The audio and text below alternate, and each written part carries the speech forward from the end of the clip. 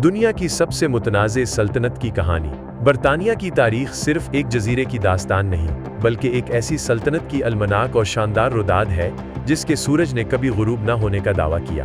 कदीम पत्थरों के मुजस्मों से लेकर आसमान को छूती इमारतों तक, ये खित्ता फातहीन, मौजूदों, शायरों और इनकलाबियों की ज़मीन रहा है। उसकी तारीख का हर मोड़ दुनिया को बदलने वाले वाक़यात से जुड़ा है। रूमियों की अस्करी हिकमत अमली, विकिंग्स की वहशियाना खूबसूरती, शाही ख़ानदानों की साजिशें, सनती इनकलाब की धमाका खेज़ तरक्की और नौआबादियाती ताकत का पुरअसरार ज़वाल। ये कहानी इन लाखों चेहरों की आवाज़ है जिन्होंने इस तारीख को बनाया, जला दिया या उसकी कुर्बानी दी।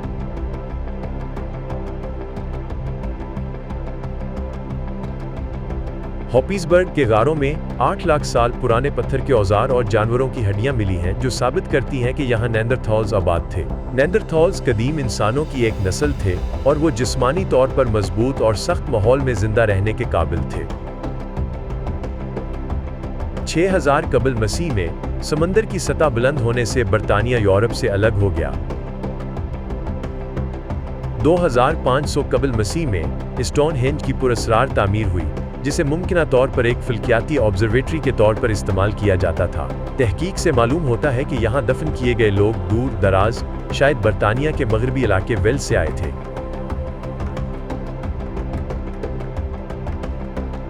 500 कबल मसीह में सेल्टिक जंगजू और ड्रोड्स बरतानिया में नमूदार हुए।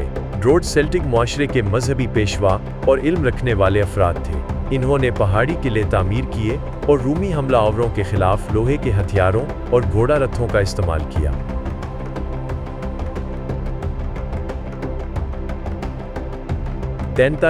ईस्वी में रूमी शहनशाह क्लाडियस, जो सल्तनत रूम की तौसी का ख्वाहां था, 40,000 फौजियों के साथ बरतानिया पर हमला आवर हुआ। मकामी कबीले के सरदार कैरेक्टेक्स ने बहादुरी से मुजाहमत की, मगर वॉटलिंग स्ट्रेट की जंग में शिकस्त खा गया। रूमियों ने इंग्लैंड में जदीद तर्ज की सड़कें, किले, पानी की नालियां और गर्म पानी के गुस्ल खाने मुतारिफ कराए, जो इनकी तहजीबी तरक्की की अलामत थे। 60 ईस्वी में आइसीनी कबीले की मलका बोडेका ने रूमियों के खिलाफ बगावत की, क्योंकि रूमियों ने उनके शौहर की वफात के बाद सल्तनत पर कब्जा कर लिया, उनकी बेटियों की बेहुरमती की और उनकी कौम के साथ जालमाना सलूक किया। बोडेका ने शदीद गुस्से में आकर बगावत की और लंदन को जलाकर राख कर दिया।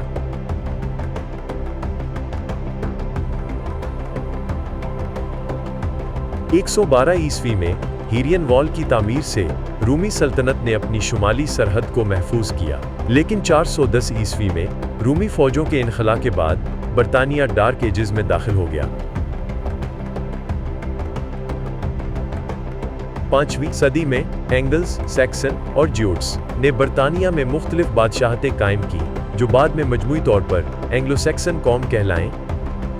793 में शुमाली यूरोप से आने वाले विकिंग्स के लैंडिस्फार्ने पर हमले ने एक खौफनाक और जंगजू दौर का आगाज किया। विकिंग समुद्री हमला आवर थे जो लूटमार और कब्जे के लिए मशहूर थे।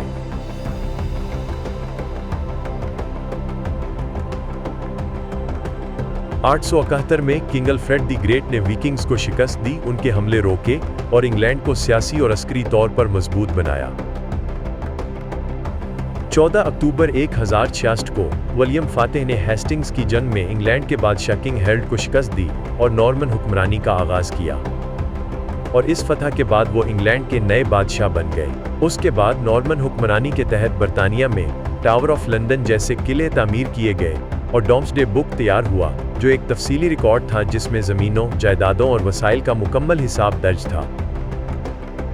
जब विलियम फातिह ने इंग्लैंड पर हुक्मरानी की, फ्रांसीसी जुबान सरकारी जुबान बन गई। इस दौर में समाजी दर्जाबंदी का एक वाज़ेह निज़ाम कायम हुआ, जिसे फसल के 3 हिस्से कहा जाता था, जिसमें लॉर्ड्स, आलीज तबका, चर्च, मजहबी पेशवा और किसान, जो अक्सर गुलामों की मानंद थे, शामिल थे। इस निज़ाम ने किसानों को मुआशी और समाजी तौर पर दबाव में रखा और उन्हें आज़ादी के बजाय महज मेहनतकशों की हैसियत में जीना पड़ा। 1170 में थॉमस बैकेट, जो कि कैंटरबरी का आर्च बिशप था, का कत्ल बादशाह हुनरी दोम के हुक्म पर हुआ, जिसने बादशाह और चर्च के दरमियान कशीदगी को मजीद बढ़ा दिया।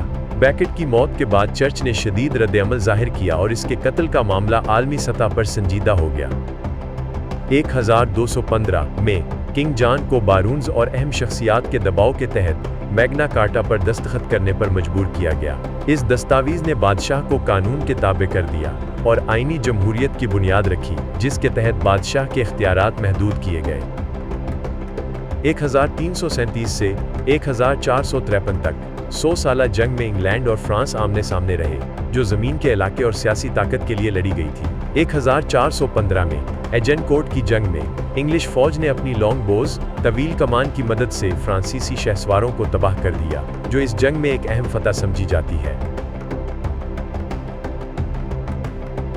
1348 میں طاعون کالا موت نے انگلینڈ کی 50% آبادی کو موت کے گھاٹ اتار دیا، جس کے نتیجے میں جاگیرداری نظام کمزور پڑا اور مزدوروں کی کمی نے معاشی اور سماجی تبدیلیوں کا آغاز کیا۔ 1455 سے 1487 تک انگلینڈ میں لینکاسٹر اور یارک خاندانوں کے درمیان طاقت کے حصول کے لیے جنگیں جاری رہیں، جنہیں وار آف دی روز کی جنگیں کہا جاتا ہے۔ یہ جنگیں نسلوں کی دشمنی اور تخت کے لیے جدوجہد کی علامت بن گئی۔ 1485 میں ووسورتھ فیلڈ کی جنگ میں ہنری ٹیوڈر نے یارک خاندان کو شکست دی اور اقتدار سنبھال کر ٹیوڈر خاندان کی بنیاد رکھی، جس سے انگلینڈ میں ایک نیا حکومتی دور آغاز ہوا۔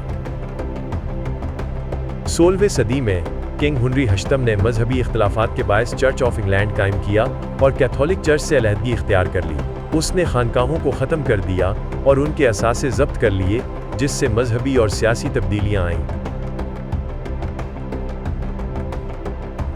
1588 میں انگلینڈ نے اسپین کی آرمڈا کو شکست دے کر اپنی بحری برتری ثابت کی۔ یہ مارکہ انگلینڈ کے لیے ایک اہم فتح تھا، جس نے اسے یورپ میں طاقتور بحری طاقت کے طور پر تسلیم کرایا۔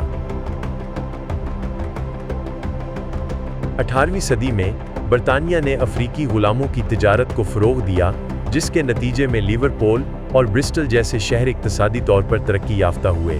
ان شہروں میں غلاموں کی تجارت اور اشیاء کی پیداوار سے حاصل ہونے والی دولت نے ان کی معیشت کو مضبوط کیا۔ اس دور میں جیمز واٹ کے بھاپ کے انجن نے صنعتی انقلاب کی بنیاد رکھی، جس نے پیداوار کے طریقوں میں انقلاب برپا کیا اور برطانیہ کو دنیا کا کارخانہ کہا جانے لگا۔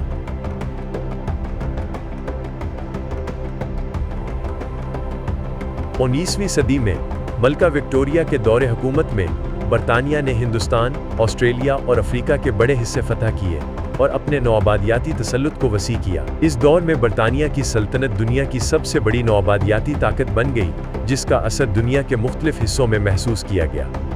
تاہم 1845 سے 1852 کے درمیان آئرلینڈ میں ایک شدید قحط آئرش فاقہ آیا، جس میں لاکھوں افراد ہلاک ہو گئے۔ اس قحط کی وجہ آلو کی فصل کی تباہی تھی، جو آئرلینڈ کی معیشت اور خوراک کا اہم جزو تھا۔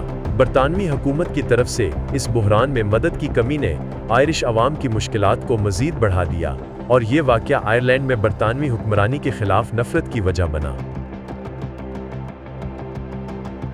1914 سے 1918 تک پہلی جنگ عظیم میں 10 لاکھ برطانوی فوجی ہلاک ہوئے، جبکہ نوآبادیاتی علاقوں کے فوجیوں نے بھی بڑی قربانیاں دیں۔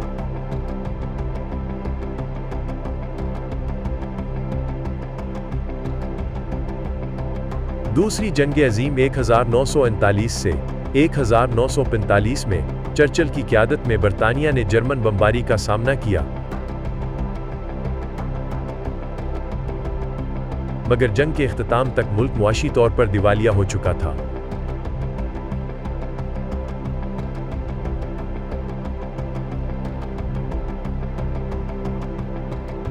جنگ کے بعد سلطنت کے ٹکڑے ہونے لگے۔ 1947 میں ہندوستان کی آزادی نے سلطنت کو سب سے بڑا دھچکا پہنچایا۔ مہاتما گاندھی کی عدم تشدد کی تحریک، قائد اعظم محمد علی جناح کی قیادت میں مسلم لیگ کی جدوجہد اور برطانوی وسائل کی کمی نے ہندوستان کی تقسیم کو ناگزیر بنا دیا۔ یہ واقعہ نہ صرف برطانیہ کی عالمی حیثیت کو کمزور کر گیا بلکہ نوآبادیاتی دور کے خاتمے کا بھی اشارہ دے دیا۔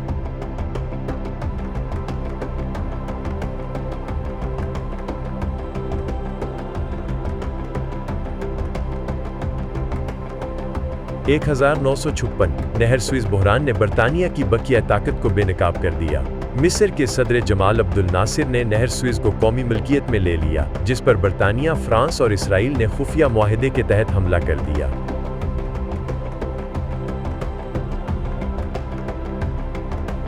تاہم अमेरिका और सोवियत यूनियन के दबाव के बायस बरतानिया को शर्मनाक पसपाई इख्तियार करनी पड़ी। ये बहरान सल्तनत के ज़वाल का एक वाज़ेह सबूत था, जिसके बाद दुनिया में अमेरिका और सोवियत यूनियन की बालादस्ती कायम हो गई।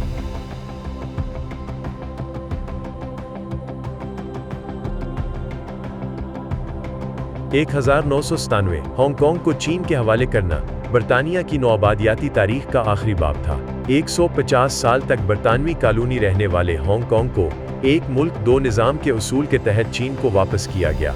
ये वाक़या न सिर्फ बरतानिया की आलमी ताकत के खात्मे की अलामत था, बल्कि एशिया में यूरोपी नौआबादियात के दौर के इख्तिताम को भी ज़ाहिर करता था।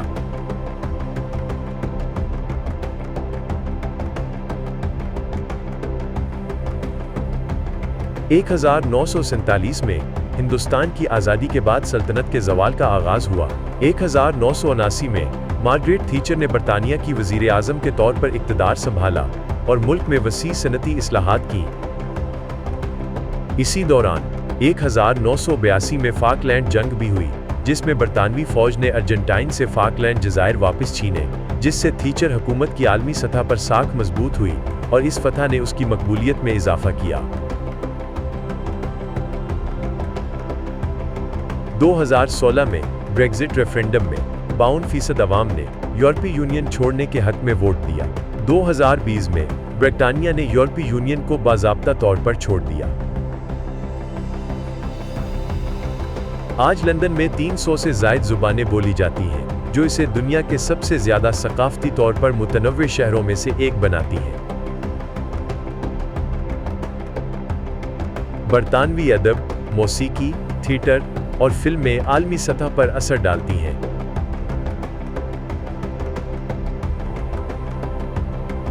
जबकि खेलों में फुटबॉल, रग्बी और क्रिकेट की मकबूलियत बदस्तूर बरकरार है।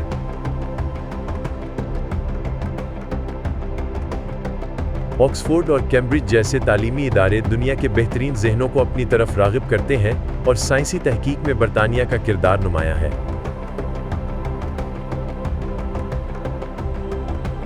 ताहम अंदरूनी चैलेंजेस भी मौजूद हैं। स्कॉटलैंड की आज़ादी का मुतालबा एक बार फिर जोर पकड़ रहा है और शुमाली आयरलैंड के सियासी मसाइल हल तलब हैं। ब्रेक्जिट के बाद इक़्तिसादी और सफारती ताल्लुकात की नई सिम तलाश की जा रही है।